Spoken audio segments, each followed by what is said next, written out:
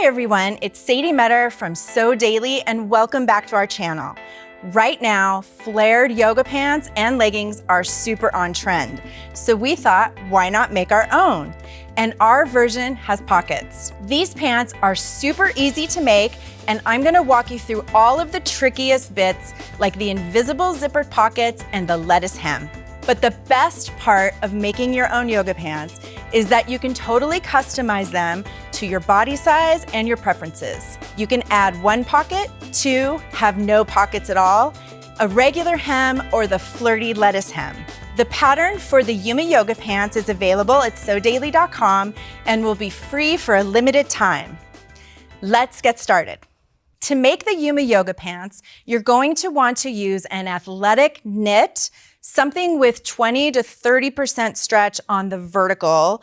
It also needs to be a knit that has really good bounce back because you don't want to have saggy knees. You want to make sure that the opacity of your knit can pass the squat test. You don't want it to become translucent when you're doing exercises. So the first thing you want to do is print, tape, and cut out your pattern pieces based on your measurements. And then you will cut out from your athletic knit 2 pockets, 2 waistbands on the fold, 2 front pieces, 2 back pieces, 1 on the fold for the back yoke, and 2 mirror images for the front yoke. For my yokes, I used a stretch jersey, and for my main pieces, I used a matte tricot stretch. The supplies you're going to need are an invisible zipper, a zipper foot, or an optional invisible zipper foot, ballpoint needles, and today I'm using a size 90, and then your general sewing supplies. So the first sewing step to make your Yuma yoga pants is to stitch the back center seam. I went ahead and did this, and it's a 3/8 inch seam allowance and a zigzag. Now you can also make these yoga pants on a serger if you have one, but today I'm just using my sewing machine and a zigzag stitch. The next thing you do after you stitch that center back seam is to pin the back yoke right sides together along the top of your back. So here is my yoke. And what's really important are to transfer your pattern markings. And I did that just by little snips. And so you could see here, I have the marks on the back pieces and I have the marks on my yoke. Now, I am a person, usually when I'm sewing for myself, I try to avoid pinning as much as possible. But when I'm working with knits, I almost want to err on the side of over pinning because it will stretch, and as it's going under the presser foot, you can get some puckering and as it's stretching and moving under that needle. And I really like to over pin so that if I'm stretching to fit a piece, I'm really only stretching it in between the pins.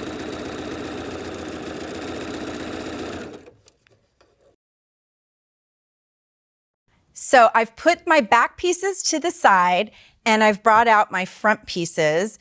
And the next step is going to be inserting the pocket and the zipper. So working with right sides together, I'm going to pin my zip face down along the diagonal edge of the front pant piece. And again, I'm going to kind of add more pins than I think I need.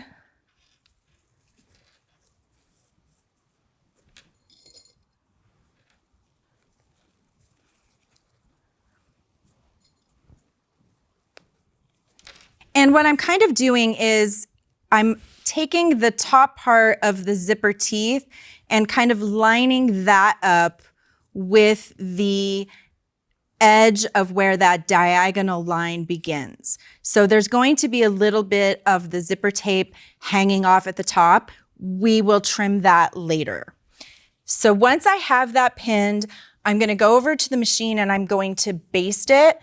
at an 1/8 inch seam allowance just to tack down the zipper before moving on to the next step.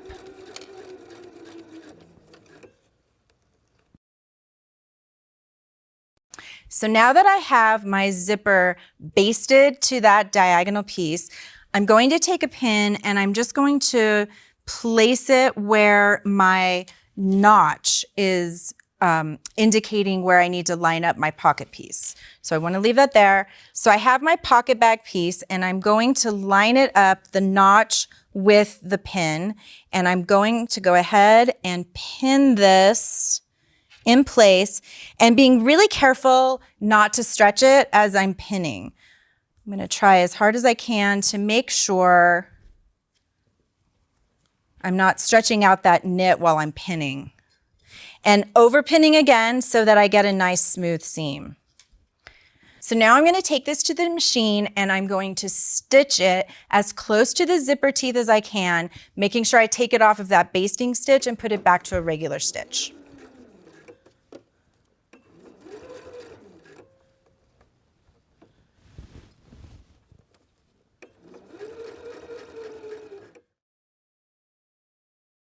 So I've went ahead and I've stitched this down, my zipper down to the diagonal with the first part of the pocket bag.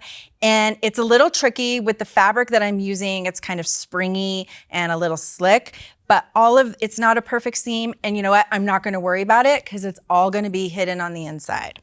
So the next step, I'm going to fold the pocket bag back towards the wrong side. But before I do that, I want to use a pin just briefly to mark where that notch is so that I can see it from the right side.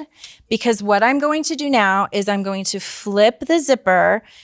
Now it's right side up and I'm taking my top front yoke piece and I need to line it up as best I can with where the placement of that notch is, but on the opposite zipper tape.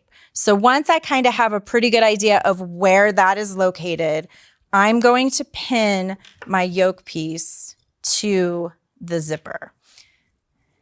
I'm going to pin it without stretching as much as possible, and then I'm going to do that same basting stitch at the machine to hold this in place to move on to the next step.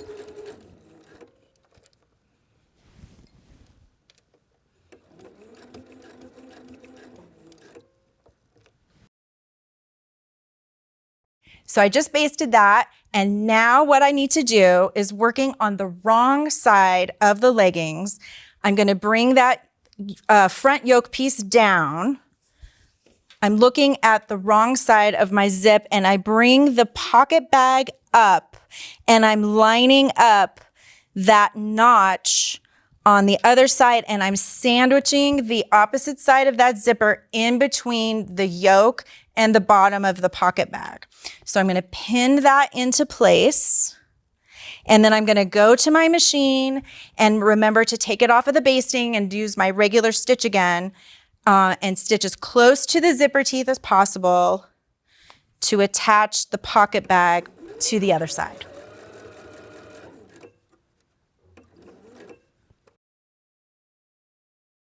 All right, so I've just stitched the other side to the top yoke.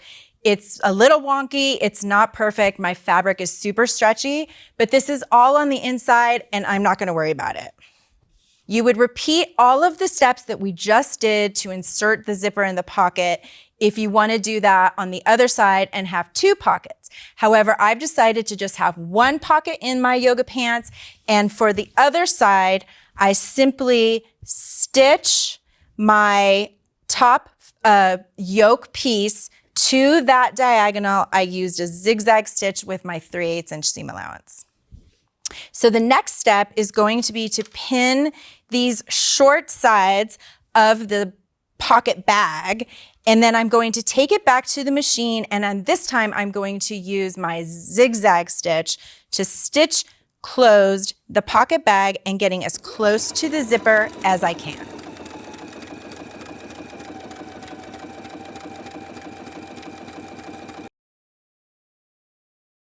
Okay, so I have just finished stitching my pocket to one side with my zip, and I went ahead and stitched the yoke to the other side on the diagonal. I'm making lots of different colors, so now you'll see blue pants, but I wanted to show you how simple it is. You're going to stitch this center front seam, 3/8 inch seam allowance with your zigzag. Then you're gonna go ahead and stitch your side seams. That's with the front to the back, right sides together, 3/8 of an inch with your zigzag, as well as your inseam. So I've went ahead and done that on this pair. And the next step is to work on the waistband. So when you cut out your waistband, you cut out 2 pieces on the fold. You're going to place those waistband pieces right sides together and stitch both of the short sides with a 3/8 inch seam allowance and your zigzag stitch. Once you've done that, the next step is to do the quarter mark. So we know that these seams are going to be lined up with our side seams on our yoga pants, but you also need to indicate center front and center back. And the simplest way to do that is to fold the waistband, lining up the seam allowances like so. So I have my side seams lined up, and I'm just going to simply take my snips and I'm going to make a little tiny snip indicating center front, center back, and do it as well on the bottom side. And they're very tiny little snips. And now I can fold the waistband wrong sides together. That's with the right sides out. And I'm going to be lining up those quarter marks. So again, it's the side seams get lined up and my new notches that I created for center front and center back. I'm going to take this waistband and I'm going to slip it over my yoga pants. I need to turn these right side out because I want to do it right sides facing. So bring the yoga pants right sides out. Oh, you know what? One thing I forgot to mention, when you're stitching those side seams, be really careful when you run over the zipper tab that's sticking out on the side. You don't want to bust a needle, and if you're using a serger, you definitely don't want to run your blade over the zipper teeth. So just being aware of that when you stitch those side seams. Okay, so I've got this right side up, and I'm going to slip the waistband over the top of the yoga pants, and I'm going to pin like crazy, lining up side seams, center front notch, back center notch. So when you're pinning, you're going to notice as you line up those side seams and the notches that the waistband is slightly smaller than the pants themselves. And there's a reason for that. It's so that the waistband fits nice and snug. And so as you're stitching in between the quarter marks, you are going to be stretching a little bit to create a nice flat seam. And then I'm going to zigzag stitch with my 3/8 inch seam allowance all the way around the top of the waistband.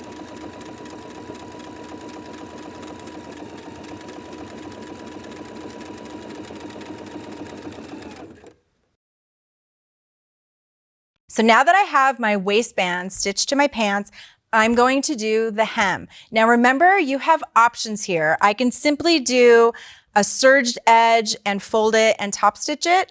I can fold it twice and do a classic hem, but I'm going to show you how to do the flirty lettuce hem. It's really cute and it's a fun feature with the flared leggings. So to do a lettuce hem, you're going to fold the raw edge of the bottom pant leg up 1 inch. You're going to pin this all the way around the bottom of the leg, and then you're going to set your machine to a zigzag stitch 4 millimeters wide and 1 millimeter length. When you're zigzagging, you want to remember to zig on the folded edge, and we're going to be zagging off. So zigging on, zagging off, and then stretching The fabric underneath the presser foot as you're doing your zigzag stitch creates the lettuce hem. It's a really fun technique and it looks really, really cute. So I'm going to go ahead and pin these and then I'll head over to the machine.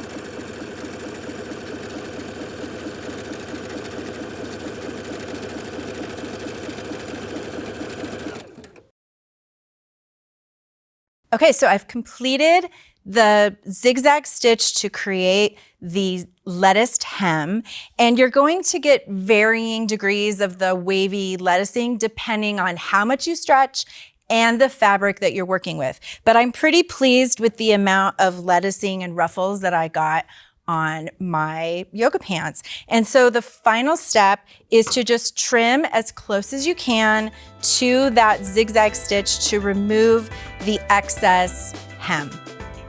And that's it. If you have a serger, you could sew the Yuma yoga pants completely with your serger, or you could do what I did and stitch them up on your regular sewing machine with a zigzag stitch, just like I did on the Designer Ruby 90. These turned out so cute and so on trend. Once you know how to sew an invisible zipper and the lettuce hem, they come together super fast. Let us know what you think about the pattern and how you would customize your yoga pants. Don't forget to like this video and subscribe to the Sew Daily YouTube channel for more videos like this one. Thanks for watching and happy sewing.